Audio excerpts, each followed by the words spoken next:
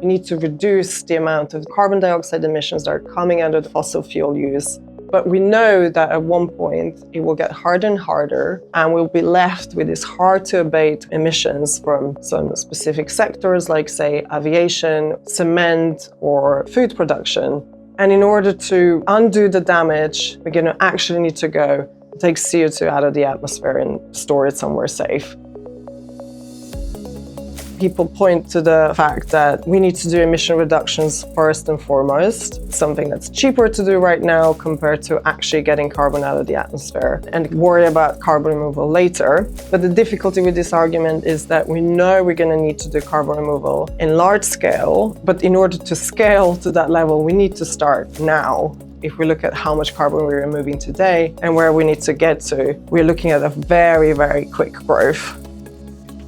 The best machine to remove carbon out of the atmosphere is the tree. We absolutely should give some space back to nature and give some space back to trees. But if you think about it, that's only going to get us so far as to undo the damage we did with deforestation in the past. It cannot get us that far of also undoing the damage that we did with fossil fuel use. And for that, we need to look at more technological solutions of removing CO2 out of the atmosphere.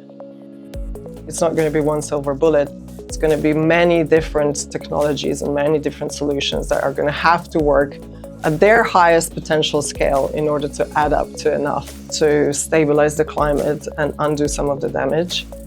Carbon removal ratings are actually building on top of this existing expertise that BeZero built by rating other parts of the carbon market. For example, to do a rating of a terrestrial biomass storage project, you're basically looking to include expertise from the forestry sector, from the waste sector, and a carbon removal sector.